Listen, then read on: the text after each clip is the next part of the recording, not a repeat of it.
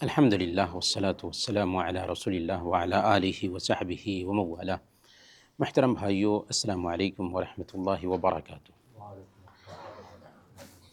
سورہ البقرہ کی تفسیر جاری ہے اور آج ہم سورہ البقرہ کی آیت نمبر 40 سے 41 تک دو آیتوں کی تفسیر جانیں گے۔ اللہ تعالیٰ فرماتا ہے اعوذ باللہ من الشیطان الرجیم، بسم اللہ الرحمن الرحیم، یا بنی اسرائیل اذکروا نعمتی التی انعمت علیکم واوفوا بعہدی اوف بعہدکم وایای فارہبون۔ بنو اسرائیل، میری اس نعمت کو یاد کرو جو میں نے تم پر انعام کی، اور میرے عہد کو پورا کرو، میں تمہارے عہد کو پورا کروں گا، اور مجھ سے ہی ڈرو۔ جب سورہ البقرہ کی شروعات ہوئی تھی تو اس میں سب سے پہلے 3 گروہوں کا اللہ تعالیٰ نے ذکر کیا۔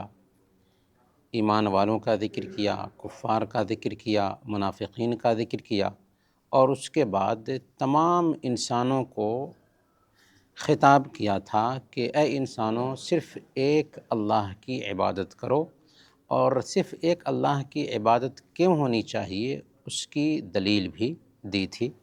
اب خطاب کیا جا رہا ہے بنو اسرائیل کو۔ چنانچہ آگے کی آیات میں سے یہاں سے لے کر کے 147 آیات تک آپ دیکھیں گے کہ بنو اسرائیل پر کیے گئے 10 انعامات کا اللہ تعالیٰ ذکر کرے گا، ان کی 10 بدعمالیوں کو ذکر کرے گا، اور پھر ان کی 10 سزاؤں کو بھی ذکر کرے گا۔ یعنی اللہ رب العالمین بنو اسرائیل سے اب خطاب کر رہا ہے۔ بنو اسرائیل کون ہیں؟ حضرت اسرائیل علیہ السلام، یعنی حضرت یعقوب علیہ السلام کا لقب تھا اسرائیل، اور حضرت یعقوب علیہ السلام کے 12 بیٹے تھے، جن میں سے ایک یوسف علیہ السلام بھی تھے۔ انہیں اولادوں پر مشتمل گروہ کو بنو اسرائیل کہا جاتا ہے۔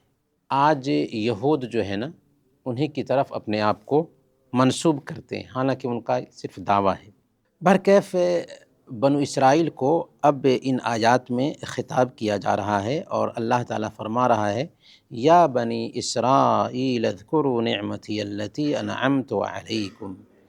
اے بنو اسرائیل، یاد کرو اس نعمت کو جو میں نے تم پر کیا، اور وہ ساری نعمتیں اب بیان کی جائیں گی۔ جیسے یہی بنو اسرائیل ہیں جو مصر میں تھے، فرعون کے ظلم و ستم کا نشانہ بن رہے تھے۔ اللہ تعالیٰ نے مسیحا کے طور پر موسیٰ علیہ السلام کو ان کے بیچ پیدا کیا، اور ایک دن موسیٰ علیہ السلام لے کر کے ان کو نکلتے ہیں، یہاں تک کہ اللہ تعالیٰ سمندر میں راستے بنا دیتا ہے اور سمندر کو پار کر جاتے ہیں۔ بیت المقدس فلسطین میں جانے کے لیے کہا تھا، لیکن انہوں نے شرارت کی، جانے سے انکار کیا، تو اللہ تعالیٰ نے ان کے لیے بادلوں کا سایہ کر دیا، ان کے لیے من و سلوہ اتارا، 12 چشمے نکال دیے پتھروں سے۔ تو یہ سارے انعامات ہیں جو اللہ تعالیٰ نے بنو اسرائیل پر کیے تھے۔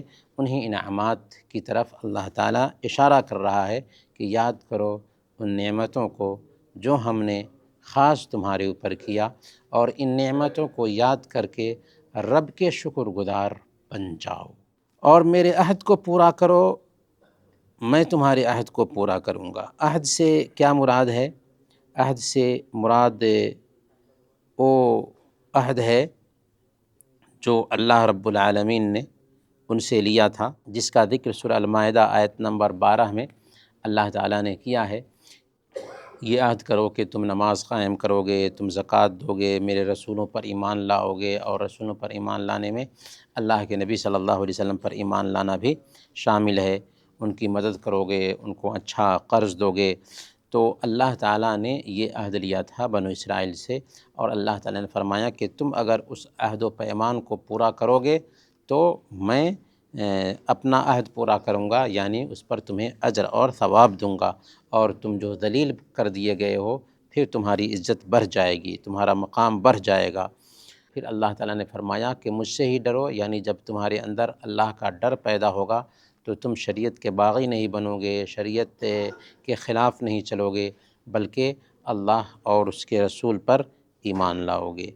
آگے اللہ تعالیٰ نے فرمایا وَآمِنُوا بِمَا أَنزَلْتُ مُصَدِّقًا لِمَا مَعَكُمْ وَلَا تَكُونُوا أَوَّلَ كَافِرٍ بِهِ وَلَا تَشْتَرُوا بِآيَاتِي ثَمَنًا قَلِيلًا وَإِيَّايَ فَاتَّقُونِ، اور اس کتاب پر ایمان لاؤ جو میں نے تمہاری کتابوں کی تصدیق میں نازل فرمائی ہے، اور اس کے ساتھ تم پہلے کافر نہ بنو اور میری آیتوں کو تھوڑی قیمتوں پر نہ بیچو اور صرف مجھ سے ہی ڈرو۔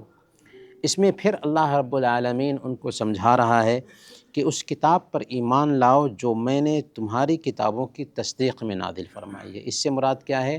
اس سے مراد قرآن کریم ہے۔ مصدقا لما معکم، یعنی قرآن جو ہے نا، پہلی جو کتابیں آئی تھیں ان کتابوں کی تصدیق کرنے والی کتاب ہے۔ قرآن کی جو تعلیمات ہیں الگ تعلیم نہیں ہے، پہلی کتابوں میں بھی توحید کا پیغام تھا، اچھی باتیں تھیں اس میں، لیکن ان لوگوں نے ان کتابوں میں چینجنگ کی، ان کی اصلی تعلیمات میں ہیر پھیر کر دیا۔ لیکن ابھی جو قرآن اترا ہے وہ سیو ہے، وہ محفوظ ہے، اور وہی تعلیمات اس میں بھی ہیں جو تعلیمات تمہاری پچھلی کتابوں میں تھیں، لیکن وہ کتابیں وقتی تھیں، چند روزہ تھیں، اور نبی کے جانے کے ساتھ ان کتابوں کے احکام بدل گئے، ان کتابوں کے احکام منسوخ ہو گئے۔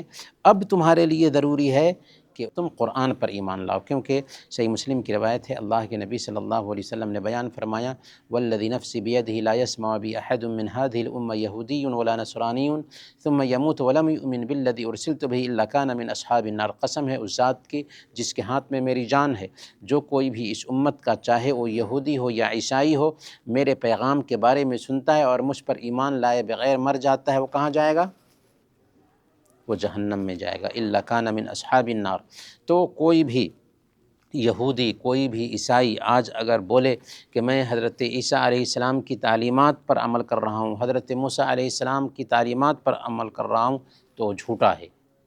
ہاں، حضرت موسیٰ اور حضرت عیسیٰ علیہ السلام کی تعلیمات ابھی کہاں ہیں؟ قرآن میں ہیں۔ اسی لیے قرآن کو فالو کرنا ہوگا نجات کے لیے۔ تو اللہ تعالیٰ نے وہی کہا کہ اس کتاب پر ایمان لاؤ جو میں نے تمہاری کتابوں کی تصدیق میں نازل کی ہے، اور اس کے ساتھ پہلے کافر نہ بنو۔ پہلے کافر سے کیا مراد؟ کہ تم پہلے مخاطب ہو قرآن کے۔ اگر تم نے اے اہل کتاب انکار کیا تو جو لوگ تمہیں فالو کریں گے ان کا وبال بھی تمہارے سر جائے گا، اس لیے تم پہلے مخاطب ہو، لہذا تمہیں چاہیے کہ تم اہل کتاب ہو۔ اور یہاں غور کریں کہ اللہ تعالیٰ نے کہا کہ اے بنو اسرائیل، دراصل ان کی اہمیت بڑھانے کے لیے کہا کہ تم جانتے ہو کہ کس خاندان سے تمہارا تعلق ہے، یعقوب علیہ السلام کی نسل سے تم آتے ہو، تو تمہیں سمجھنا چاہیے اپنے مقام کو، اپنے مرتبہ کو، اور ذلیل مت بنو، قرآن کو فالو کرو، نبی پاک صلی اللہ علیہ وسلم پر ایمان لاؤ۔ تو دراصل مدینہ کے یہودیوں کو خطاب کر کے سارے اہل کتاب کو مراد لیا گیا ہے، اور قیامت کے دن تک جتنے بھی اہل کتاب آئیں گے سب اس میں شامل ہیں کہ میری کتاب پر ایمان لاؤ جو کتاب تمہاری کتابوں کی تصدیق کرنے والی ہے، اور پہلے کافر نہ بنو، کیونکہ اگر تم انکار کرو گے تو گویا کہ تم پہلے مخاطب ہو اور سب سے پہلے اسلام کے منکر بن جاؤ گے، اور میری آیتوں کو تھوڑی قیمتوں پر نہ بیچو۔ تو سب سے پہلی بات یہ ہے کہ چونکہ وہ دنیا حاصل کرنے کے لیے اللہ کی کتاب کا سودا کرتے تھے، تو دراصل اللہ تعالیٰ نے ان کو سمجھایا، اور اسی ضمن میں ایک مسئلہ یہ بھی سمجھ میں آتا ہے کہ کیا اگر کوئی آدمی قرآن کی تعلیم دے رہا ہے تو وہ اجرت لے سکتا ہے یا نہیں؟ تو اگر قرآن کی تلاوت پر اجرت لیا جائے، یعنی جیسے کسی کو بلا رہے ہیں قرآن کی تلاوت کرنے کے لیے، اور اس نے قرآن کی تلاوت کی اور اس کے بدلے میں اجرت مانگ رہا ہے، تو یہ صحیح نہیں ہے۔ لیکن اگر قرآن کی تعلیم کی بدولت اجرت دی جا رہی ہے تو یہ صحیح ہے۔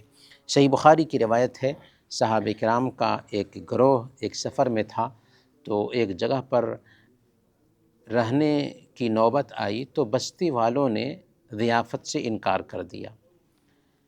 چنانچہ اسی بستی کے قریب میں صحابہ کرام پڑاؤ ڈالتے ہیں اچانک ایسا ہوا کہ اس بستی کے سردار کو بچھو نے ڈنک مار دیا۔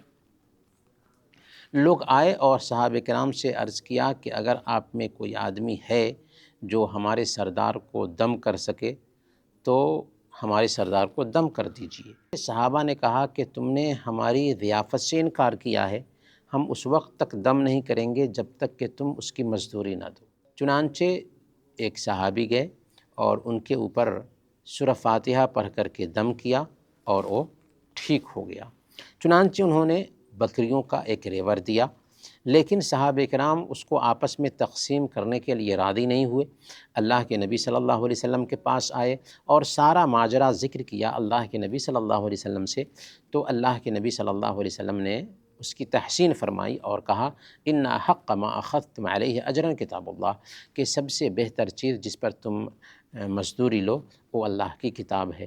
تو اس حدیث سے یہ بات سمجھ میں آتی ہے کہ قرآن کی تعلیم پر اجرت لی جا سکتی ہے، لیکن اگر قرآن پڑھنے کی بنیاد پر اجرت طلب کی جائے تو یہ صحیح نہیں۔ اسی طریقے سے اگر کوئی آدمی بے نیاز ہو تو اسے اجرت نہیں لینا چاہیے، اگر کوئی انسان مجبور ہے تو مالی ضرورت پوری کرنے کے لیے لے سکتا ہے۔